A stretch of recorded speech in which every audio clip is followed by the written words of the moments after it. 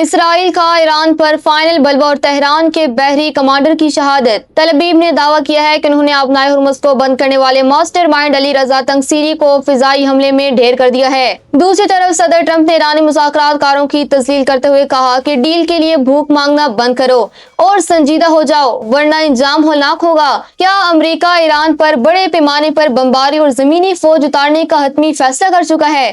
جانیے اس report میں۔ ناظرین، اسرائیل کے وزیر دفاع اسرائیل کاٹز نے ایک سنسنی خیز بیان میں دعویٰ کیا ہے کہ اسرائیلی فضائیہ نے ایک ٹارگیٹڈ حملے میں ایرانی پاسداران انقلاب کی بحری فوج کے سربراہ علی رضا تنصیری کو شہید کر دیا ہے۔ کاٹز کے مطابق تنصیری وہ شخص تھے جو آبنائے ہرمز میں بارودی سرنگیں بچھانے اور عالمی تجارت روکنے کے براہ راست ذمہ دار تھے۔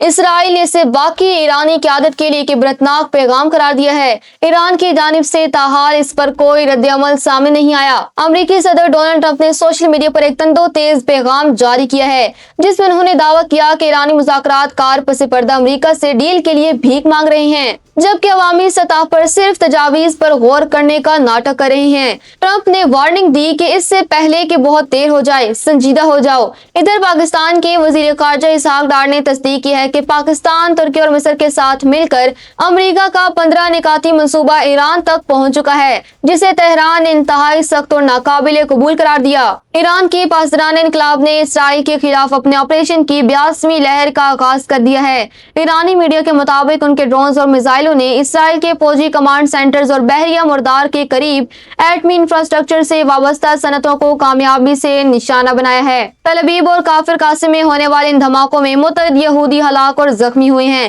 جبکہ درجنوں گاڑیاں اور عمارتیں ملبے کا ڈھیر بن گئیں۔ خلیجی تعاون کونسل کے سربراہ جاسم محمد البدوی نے ریاض میں ہنگامی بریفنگ کے دوران کہا کہ ایران نے تمام ریڈ لائنز عبور کر لی ہیں۔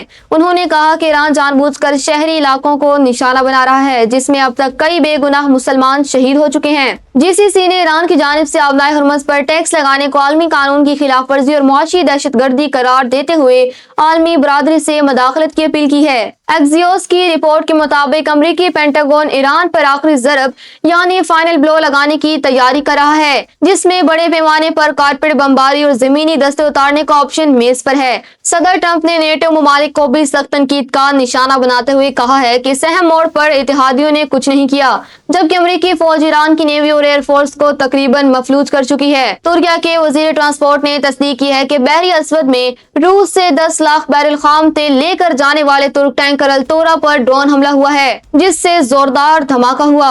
خوش قسمتی سے تمام 27 عملے کے ارکان محفوظ ہیں۔ اس حملے کے بعد عالمی مارکیٹ میں برنٹ کریوڈ کی قیمت $104 فی بیرل تک پہنچ گئی ہے جس نے پوری دنیا میں پیٹرولیم مصنوعات کی سپلائی کا بحران پیدا کر دیا ہے۔ بغداد میں امریکی سفارت خانے نے اپنے شہریوں کو فوری طور پر عراق چھوڑنے اور زمین راستوں سے کویت یا سعودی عرب نکل جانے کا حکم دیا ہے۔ ادھر بھارت میں جنگ کے خوف میں پیٹرول پمپوں پر میلوں لمبی قطاریں لگ گئی ہیں اور عوام نے بڑے پیمانے پر پیٹرول کی ذخیرہ اندوزی شروع کر دی ہے جس پر قابو پانے کے لیے پولیس کو ڈپیوں پر تعینات کرنا پڑا ہے۔ ایران میں انٹرنیٹ کی مکمل بندش کو 27 دن گزر چکے ہیں اور پورا ملک عالمی دنیا سے کٹ کر رہ گیا۔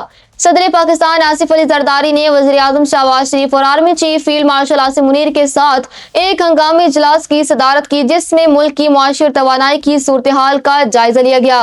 اجلاس میں ایندھن کی بچت اور علاقائی سیکیورٹی کے حوالے سے اہم فیصلے کیے گئے ہیں۔